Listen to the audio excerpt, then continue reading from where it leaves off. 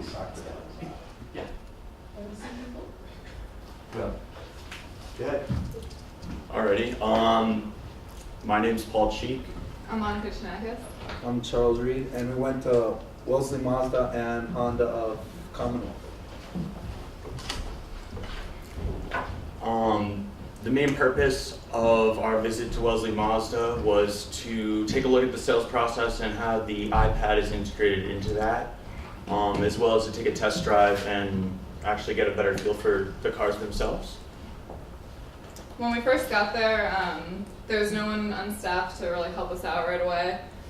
So we took a seat over by the waiting area, waited for about 45 minutes for someone to come over and help us out. And while we were waiting there, we saw like games in the background. You see like a controller with the monitors behind it, but they weren't turned on. There was no game for us to play. An idea that we thought of was what if the iPad was brought up to us and there was a game on it that we could play around with, and maybe a racing game to suit Mazda's image, and we could like play to win prizes or discounts off our car purchase for that day. Well, what day did you go in? We went on Friday the 19th around 4:30. So the timing wasn't necessarily the best, and there were other salespeople in the showroom, but they were helping other customers. So one of our first kind of questions that sparked in our head sitting there just kind of observing the showroom was there's monitors or TVs surrounding one of like the biggest displays, but they weren't turned on. Similar to the TVs that were in the kind of like the waiting area, we weren't exactly sure why, so we just decided to ask. And we were told that they have a touchscreen application, but that it wasn't really working too well, so they chose to turn it off. This was kind of like a question point for us. We weren't really sure how to take that. We weren't sure whether or not this is part of like a transitioning process from these older touchscreens to the iPad, so that the experience is like in your hands, or whether or not this is something that was specific to this showroom or this display, and whether or not those actually are supposed to play a role in the sales process. So then we got down to the needs discovery phase, and our salesman brought out an iPad, piece of paper, pen, sits down, and the iPad's turned off. He puts it aside, and he starts asking us what are we looking for in our car, features, etc. And he's writing all of this down on a piece of paper, and all the while we're sitting there and we're like, why isn't this being done on the iPad? It's sitting right there. Really, what is the iPad for if he brought it out and it's just sitting there turned off? To us as unknowing consumers, our question is, what is the iPad for? So our idea here is maybe to integrate the iPad more into the sales process, to take down the needs discovery phase on the iPad, to have it more integrated in the process. Do you remember your salesman's name? Yeah, it was Wayne. Wayne? Told you, who's gonna ask that?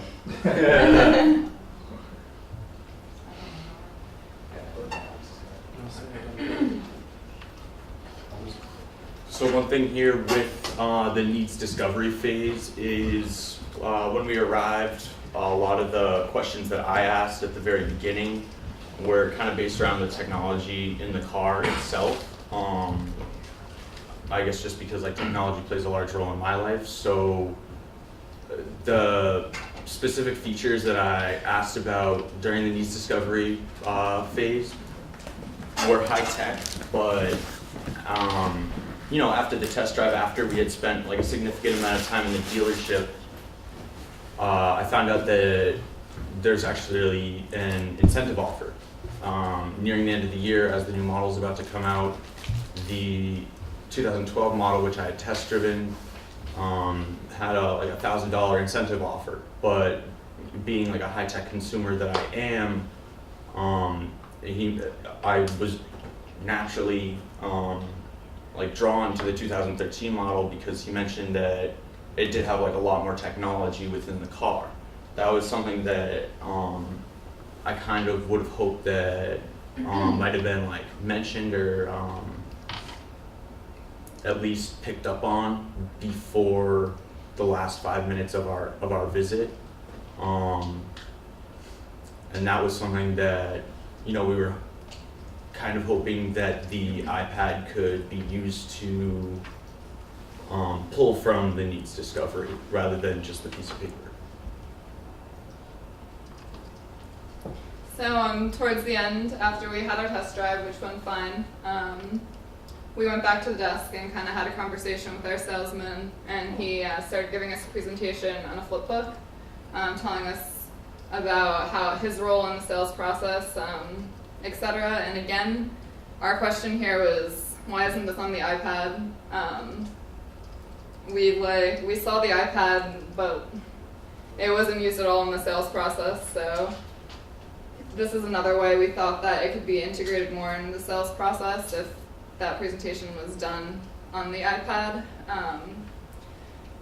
But just if you're trying to like implement technology into the sales process, there are various points where the pen and paper can be replaced with the iPad.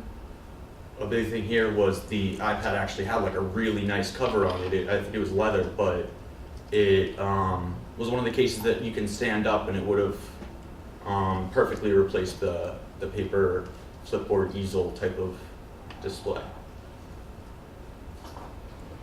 I went to the Commonwealth Honda, and my experience was a little bit different. I don't know if it was the time of the day. I went on a Monday, like from 2:30 to 3. I don't remember exactly what time, but I know it was pretty light. And as soon as I walked, there was a salesperson just walking around the floor, and he grabbed me as soon as I came in.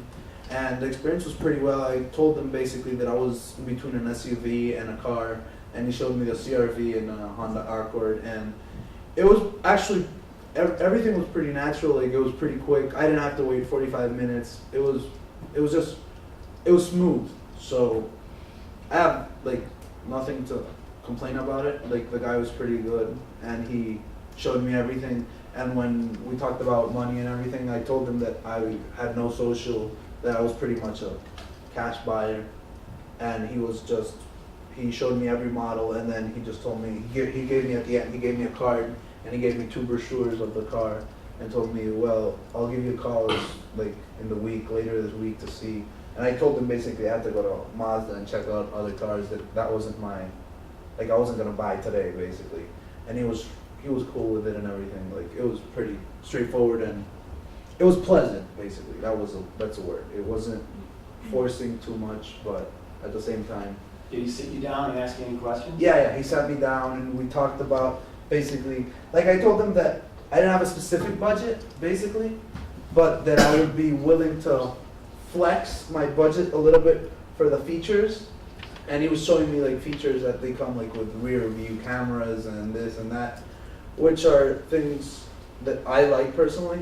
But comparing it to the Mazda, like, you had an experience that basically, maybe it was because of the time that you guys went, like it was almost closing time as you guys said, but like maybe on Monday at 2 o'clock there's not a lot of people walking into a dealer. So I Well, don't know. there's some things that they have an excuse for and others they don't, right? So I always tell people I'll apologize for almost anything in the world, but I'll never apologize about being busy. So if every salesperson is busy, and we were busy and the Honda store was dead, Yeah, I'd that's- rather be the Mazda store, frankly. And if somebody doesn't get served, then I apologize, but we're busy. So having people wait 45 minutes generally isn't the norm for us. The real questions for me is like, you brought up some points about iPad. Are you guys done, by the way? You went by yourself to Honda and you guys Yeah. went together to That's the Mazda? thing. We and basically, yeah. You didn't go together to No. both places? No. Okay.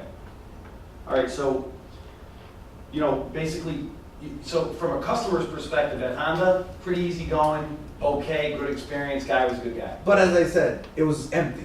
No, that's fine, that's Okay. fine. It's, again, these are realities that we have to deal with. Okay. I don't get fired up about it. The question I have, so from a personal perspective, you felt pretty good. It was a Yeah. nice guy, was a good guy, good Yeah. experience. Yeah. How about from what you understand about sales process? His meet and greet, did he come up and say It what's up? wasn't very professional. It was like, hi, what are you looking for today? Basically, it was just Right. straight in. And then It's when he not- asked you questions, what did he ask you on the question? Like, what are you interested in? Like that was a basic question. What are you looking for? It's not like, do you have a preference? Like, your sales process is a little bit more structured, the one that you showed us. Yeah. But basically, he was like, what are you looking for? I said, look, I'm in between an SUV and a car. I'm Did not, you demo the car? no, You didn't- no, I didn't drive it. You He didn't didn't offer me a test drive, Okay. so I didn't ask either. Yeah. No, it's just, that's a key point, because one of the big surveys they always ask is, were you offered a test drive? I was, Like, if you wanna, you know how, if you wanna be like the local crack cocaine dealer, you get somebody to smell a new car, like, who doesn't do that when you come into a dealership, right? So, again, I may be asking detailed questions, but that's a very important question for me, you know? All right, and then, couple items. You know what, we do have that flip chart on the iPad, and we purposely kept out the other ones to see which guys use the hard versus, because we have About Dealer on the iPad, which you guys see, and then you can slide through those same exact screens. That's interesting. Very interesting. So we're kind of testing to see what the deal is. Like, why are people use a flip chart versus that? It's interesting because Wayne has very good iPad utilization, but then he goes and he uses a flip chart, which is really funny for me. When you guys went in, me and Perry were talking, what about the meet and greet? Were you greeted, or did someone say we were busy, or did they just let you to? It definitely like took a second for them to kind of approach us, and I think that's just because they were like physically busy with another customer. But once they kind of like recognized that we were there, they did definitely come up to us as somebody helping you, and they mentioned that since they were short-staffed, somebody would be with us soon, Right. and that there was somebody just finishing up a call. He'd be right with us. Okey-doke. I'm just writing the notes down, because I'll give you guys, you know, some insight on, we get two things on insight when you talk about writing down. Like, for me and you, like, I wouldn't mind if somebody pressed in my information on an iPad. Because of security reasons and all that personal information, we have two camps of customers.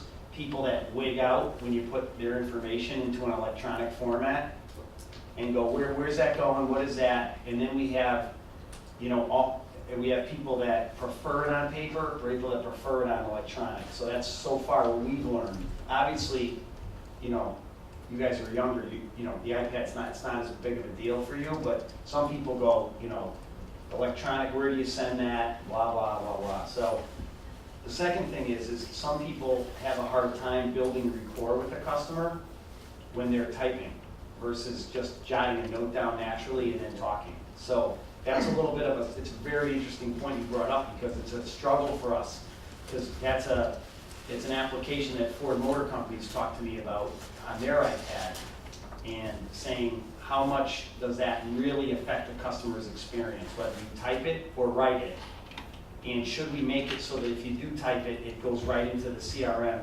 screen automatically. On the surface, it seems like a real idea, but then we have to really test that with the broad base of customers to see, do I lose the connection with you? Because if I'm writing, I can say, oh, that's excellent, so you like navigation, and what's the main reason why you like navigation? Oh, that's cool, I like it, and while I can write down my note and talk to you, whereas if I have the iPad, I have a harder problem going, oh, that's cool, I like, you know what I mean? So it's a great point you brought up, because we're struggling with that. It seems like a lot of the like the loss of like connection there between the two, between the salesperson and the customer would mainly just be like eye contact, because the salesperson has to focus on the keyboard. Right. But what if they were just, instead of writing on a piece of paper, writing on the iPad, and that was going straight to the CRM? You mean with the stylus? Yeah, in that type of fashion. That's You know what, that may be actually the answer overall, because the reality is you can't lose your connection when you're talking to someone. Exactly. No one wants to feel like they went to a bakery, you know, I'll have 4 dozen bagels out, you know what I mean? It's like, yeah, you know, people want to have a rapport, and you build trust when you're selling something of that price range. So people don't just want to look at it as a commodity. And you could say that on the surface, and everybody could say, oh, that's all I care about is price, but then people like, oh, how's the service? Do I get a loaner car? Then all the real questions come out later, you know, and that rapport that you build in that conversation is important. So that's a great idea on the stylist thing, and see how that would work, and, you know. Paul, does Apple have something similar to OneNote? One. Anybody know? Oh. You can use Evernote with Sketch or Penultimate, there's a bunch of apps that you can. Great. Yeah. So, all right, so we'll let these guys Yep. finish up. Good job, guys. Thank you. Is it me? Okay. Right.